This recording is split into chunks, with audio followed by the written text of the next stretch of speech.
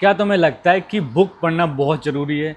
अगर तुम किसी भी प्रिपरेशन में हो और तुम बुक नहीं पढ़ रहे, that you will not complete that profession. So welcome to earn 1 million challenge in 1 year. This is day 131 of 365 day journey. In this journey I am documenting my life every single day. यहाँ पर हम बात करेंगे इस book के बारे में जो मैं पढ़ रहा। फॉर एग्जाम्पल मैं लास्ट 1 वीक से एक बुक पढ़ रहा था और मैं हर वीक में एक बुक कंप्लीट करता हूँ। तो उसके अंदर मैंने आज बहुत सारे लेसन मैंने रेडी किए हुए आपके लिए रखे हुए मैंने लिख के। सो हम उसको डिस्क्राइब करेंगे क्या क्या मैंने सीखा इस बुक के बारे में। So and before start this video let me tell you in this journey I am documenting my life every single day. वहाँ पर मैं क्या करता हूँ डॉक्यूमेंटेशन में, मैं एवरी सिंगल डे कुछ पॉइंट्स शेयर करता हूँ जो मैं बुक से डेली पढ़ता हूँ। सेकंड, मैं कुछ पॉइंट्स शेयर करता हूँ जो मैं पॉडकास्ट और इन्फॉर्मेटिव वीडियो देखता हूँ सोशल मीडिया पे और जहाँ पर भी। And the next one is what is the new update of AI and geo politics and current affair. इन सारे पॉइंट को लेके मैं डिस्कस करता हूँ। और last one not least one, ये हमारा बेस्ट पार्ट है जो हम एक दिन में क्या कंज्यूम करते हैं। ये जिस काइंड ऑफ लाइक डॉक्यूमेंटेशन जैसे मैंने बताया अभी, तो मैं अपने डे में जो चीज़ें मैं करता हूँ डेली वो मैं यहाँ पर शेयर करता हूँ। किसी वाइज मैन ने कहा है कि जो तुम पढ़ते हो वो तुम सिखाओगे तो जल्दी सीख जाओगे। सो हम स्टार्ट करते हैं पहले जो 3-4 टॉपिक, उसके बाद हम बुक के ऊपर आते हैं क्योंकि मैंने already I written everything for you, so don't skip this video. The first point is, आज मैंने एक न्यूज़ देख रहा था थोड़ी देर पहले, ये भी देख रहा था दैट न्यूज़ के अंदर क्या था कि यूएसए ने हमारा जो इंडियन शिप था, ऑयल शिप था, वो ऑलमोस्ट नियर बाय ओमान था, but that's not moving somewhere. वहाँ पर था, वो is coming I think back आ रहा था। तो उन्होंने साले ना हमारे इंडिया के जो शिप था उसके ऊपर अटैक किया और उन्होंने उस डिफेमेशन में पता क्या बोला है? उन्होंने बोला कि हम नहीं चाहते थे कि वो कहीं और जाए, मतलब उनकी कंट्री ओमान तरफ जाए। मतलब क्या है तुम्हारा, तुम्हारी तरफ कोई भी उनकी तरफ कोई जाएगा तुम कुछ भी कर सकते हो। This is not somewhere. और मुझे लगता है कि हमारे इंडिया को इसके लिए बहुत सीरियसली स्टेप लेना चाहिए हमारी गवर्नमेंट को। And we are supporting our government. जो हमारे लिए खड़ा होगा अगेंस्ट हमारे, तो हम हर उस बंदे के लिए खड़े होंगे हमारी जो गवर्नमेंट में है। और मुझे लगता है कि जयशंकर साहब को इसके लिए बात करना चाहिए, why they have done this one. उसके अंदर वहाँ पर काफ़ी मतलब 23 और काफ़ी लोग थे जो हमारे शिप के अंदर चला रहे थे, लोग जो हमारे जवान थे, इंडियन थे, जो भी थे, वो ओमान के लोगों ने आके शायद उनको 21 थे, हाँ, उनको रेस्क्यू कर लिया वहाँ से। और बाकी कुछ लोग लापता अभी भी है, पता नहीं क्या हुआ, अटैक किया शायद उसके अंदर थे, पता नहीं क्या हुआ, मे बी दे डैड। तो this is not really good. And second thing is that what is going in the new AI generation, that everything is going now smoothly. And जितने भी AI हैं आजकल अपने आपस में लड़ मर रहे हैं, क्योंकि कोई बोल रहा है मेरे को इतना मेरे यहाँ पर इतने यूज़र है तो मैं इनको क्या करूँगा, इनके लिए एक फ्री सब्सक्रिप्शन कर दे रहा हूँ, कुछ बोल रहे हैं कम कर रहे हैं। That somewhere is everyone running. और सबसे बड़ी प्रॉब्लम यहाँ पर पता है क्या है? जो नॉर्मल बंदे हमारे जैसे लोग हैं, आपके जैसे लोग हैं, दे आर स्टक इन वो ट्रैप में फंस रहे हैं। और मुझे एक चीज़ मैं कल सोच रहा था, इतना हमारा डाटा है हर किसी के पास, जितना हमारे इंडिया का डाटा और जो अराउंड द वर्ल्ड के लोग हैं उन सब लोग का डाटा है, तो उनका डाटा कितना चोरी हो रहा होगा, that we can't understand this thing. Even तुमने देखा होगा कि जो यूट्यूब का एक शॉर्ट एक एप्लीकेशन है, उसमें तुम अपनी वीडियो एडिट कर सकते हो। तो वो इसलिए नहीं आया कि वो एडिट के लिए, नहीं, वो हम सोचते हैं वो अलग तरीके से सोचते हैं, मुझे ऐसा लगता है जो मैं सोच रहा हूँ। इवन फेसबुक का भी आया और भी बाकी जैसे कैपकट है, आई थिंक टिकटॉक वालों का है, तो ये सारे ऑलमोस्ट सिमिलर हैं। तो उन्होंने क्या किया सॉरी, उसमें जो मुझे लगता है उन्होंने ऐसा क्यों किया है, क्योंकि उनको और डाटा कंज्यूम करने को मिलेगा। क्योंकि हमारी जो वीडियो हम रिकॉर्ड कर रहे हैं, फोटो कुछ भी है, हम एडिट करेंगे, मतलब उसमें कुछ डाल रहे हैं, फिर कट कर रहे हैं, जो परफेक्ट है हम वही डाल रहे हैं। तो उनको और हमारा डाटा मिल रहा है, जिससे वो हमारे आने वाले टाइम में और हमारी चीज़ों को आइडेंटिफाई कर सकते हैं। फॉर एग्जाम्पल कुछ दिन पहले तुमने सुना होगा, एक लड़की थी, उसने चैट जीपीटी या दूसरा कोई एप्लीकेशन उसको देता कि मेरे को ड्रेसिंग चेंज करनी है। तो उसके यहाँ पर कहीं पर इनका मतलब हिडन 2 तिल था वहाँ बॉडी पे। तो उसकी जो कपड़े जो उन्होंने चेंज किया अपने कॉस्ट्यूम को थ्रू द एआई, उसके अंदर वो शो कर रहा था। इमेजिन करो, या तो उन मैडम ने शायद अपना नेक बॉडी करके कभी पहले फोटो खींचा होगा, इसलिए उनके थ्रू जो अपडेट होता है ना फ़ोन, उसके थ्रू उनके पास पहुंच गया, गूगल ड्राइव में पहुंचा, उसके बाद मतलब उनके पास पहुंच गया, इसीलिए वो उसी को सेम कॉपी करते हैं। अभी इवन मैं अपनी बात करूँ, मैं काफ़ी दिन से देख रहा हूँ, तुम शायद देखा हो, नोटिस किया होगा कि मेरे जो थंबनेल है वो एआई से बनवाता हूँ, तो वो मेरे फेस का एग्जैक्टली वैसे ही बनाता हूँ। इवन जो दिल लाइन दिख रहे हैं आपको वो भी उसी में रहते हैं। मैं कभी कभी शॉक हो जाता how this kind of like identify कर सकता है, बट दैट्स वंडरफुल। वो हमारे लिए हेल्प भी कर रहे हैं, and we have to understand we are learning lots of things through the AI. Next point and the geo politic current affair. अभी कुछ दिन से हमारे यहाँ चल रहा था करंट अफेयर में जो भी, हाँ नया कंट्रोवर्सी एक और आया अभी कुछ दिन से चल रहा था, हमने देखा जियो पॉलिटिक्स में चल रहा था कि कॉकरोच जनता पार्टी, खान सर और ये सारी चीज़ चल रही थी, नीट का exam, these things is happening. Now is another things there is, वो तुमने देखा होगा 370 वाला जो बिरयानी की कंट्रोवर्सी है. मैं खुद एक्चुअली क्या, ये वायरल होने से पहले मैंने खुद पहले देखा था वीडियो, कभी किसी लोगों ने डालना स्टार्ट किया तो वो स्टार्टिंग में वायरल नहीं हुआ, बाद में वायरल हुआ कि ज़्यादा लोगों ने देखा, फिर लोगों ने ओपिनियन दिए, फिर लोगों ने उसके बारे कंट्रोवर्सी स्टार्ट किया, तो वो कहीं ना कहीं वो वायरल होने लगा.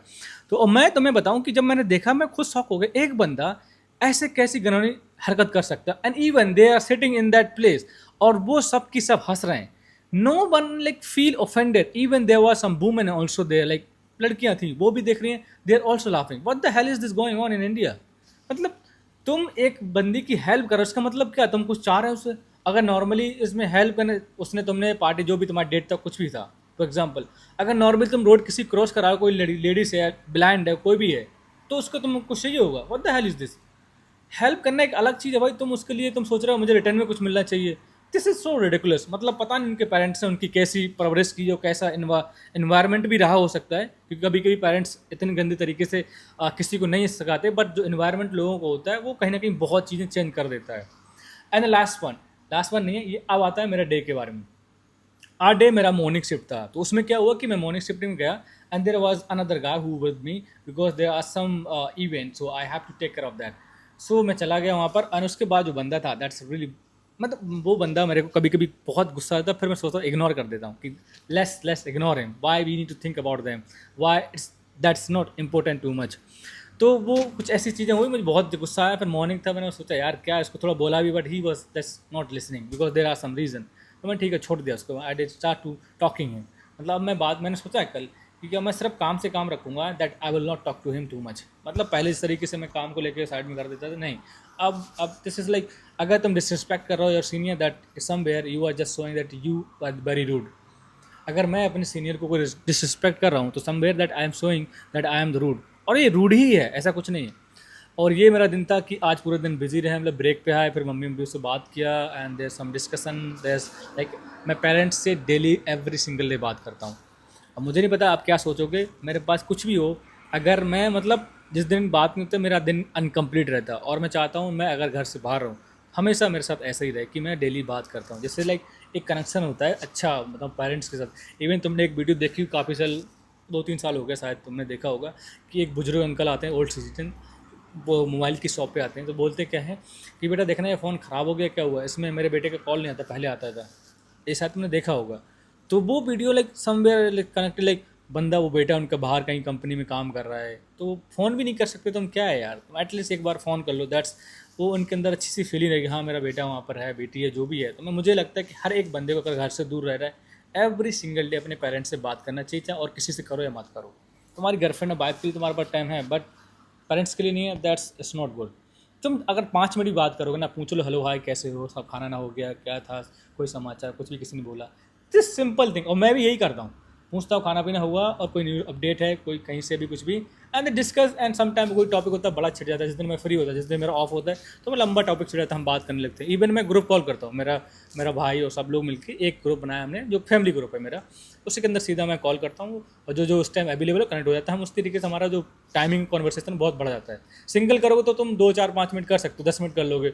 हाँ अगर तुम्हारा ग्रुप है, तुम्हारे भाई है, कोई बहन है, कुछ भी है, तुम उसको कनेक्ट करोगे तो शायद वो अपना अपना ओपिनियन दें, कुछ चीज़ें चलेंगी, शेयर होंगे, तो वो अच्छा लगता है. That's it's connecting somewhere like nice things I would say. और मुझे लगता है हर किसी को करना चाहिए.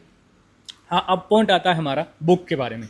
एक्चुअली मैं बताऊँ, बुक मैं हर वीक मतलब हर दिन पढ़ता हूँ. तो मेरा जो शेड्यूल है बुक पढ़ने का कि मैं हर दिन कम से कम 4 या 5 चैप्टर और 40 से 50 पेज डेली पढ़ता हूँ. और मुझे लगता है कि तुम पढ़ोगे तुम भी कहीं ना कहीं अगली लाइफ में जाओगे. Just start to reading. जैसे वॉरेन बफे पहुँच गया, एंड जो राइटर थी जो हैरी पॉटर बुक ने लिखी है, उनका अगर देखोगे तो दैट शी बिकम बिलियनर. और शायद मैं अगर पढ़ता रहा ज़िंदगी भर तो मैं भी वन डे बिलियनर बन जाऊँगा. Any how but it will happen.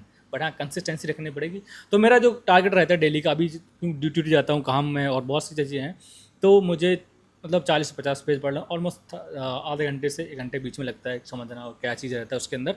उसके बाद मुझे लगता है अगर मेरा जो ड्यूटी छूट गया और मैं सेल्फ इंडिपेंडेंट हो गया, अभी तो नहीं हूँ, मतलब जॉब कर रहा हूँ, सेल्फ इंडिपेंडेंट नहीं बोल सकता, जब मैं खुद का अपना कमाने लगूंगा थ्रू योर हेल्पिंग, ये हमारी कम्युनिटी बड़ी हो जाएगी, उसके बाद तब मैं सोच रहा हूँ और ज़्यादा पढ़ना स्टार्ट करूँ। मुझे लगता है कि पढ़ने से तुम्हारा दिमाग डीपली अंडरस्टैंडिंग बहुत अच्छी हो जाती है, that you will understand what's the reality.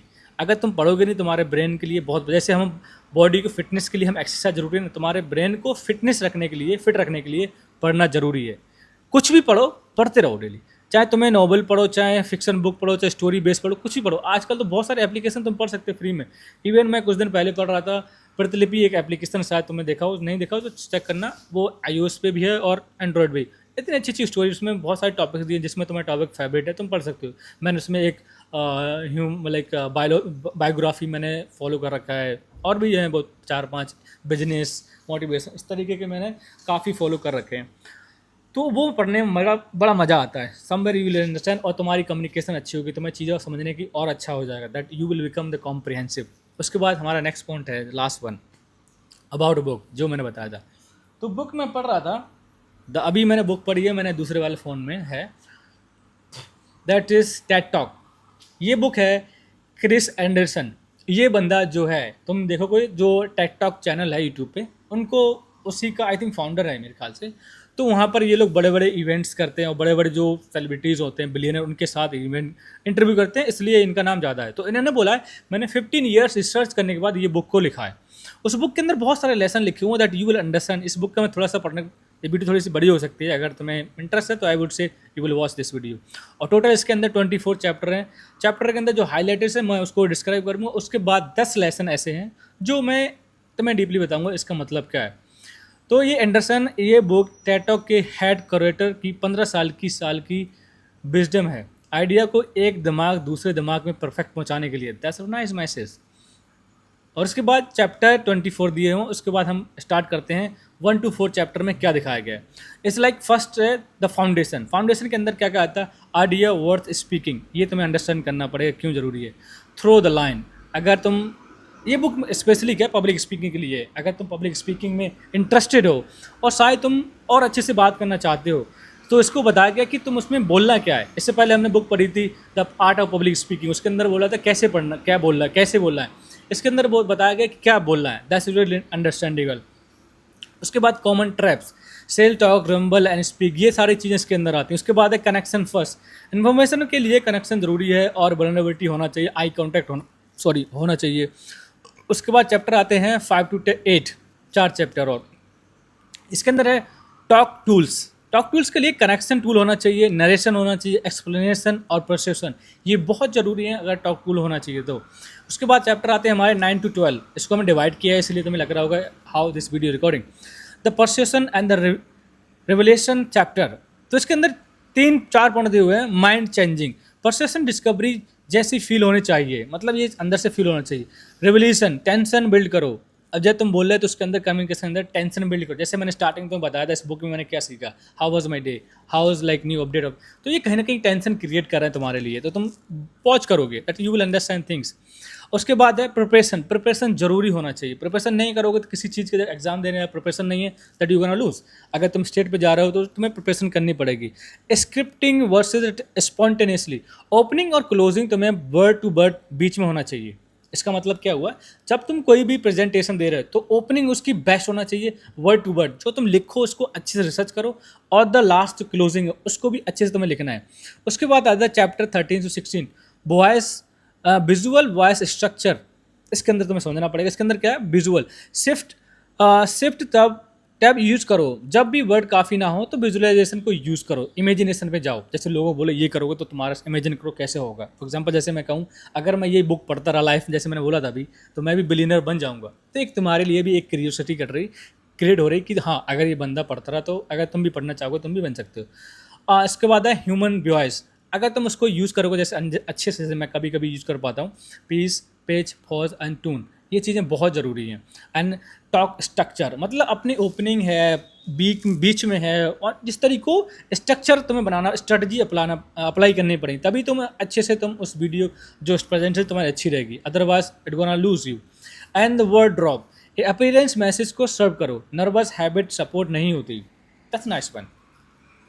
उसके बाद है चैप्टर 7 to 20, 17 से 20 तक 4 चैप्टर। तो nervous opening and ending chapter, that's understand. Never nervous, nervous बहुत ज़रूरी है। नर्वस तुम अगर फील हो रहा है तुम्हें इसको टैकल करना पड़ेगा, कैसे कर सकते हो। एंड सेकेंड थिंग, ओपनिंग सबसे इंपॉर्टेंट मोमेंट, अपोलॉजी नहीं। देख रहे हो तुम, ओपनिंग में अपोलॉजी नहीं बोलनी है, दैट डोंट से एनीथिंग। उसके बाद तुम्हें और question, story base and surprising से स्टेटमेंट देना, जैसे मैंने दिया था।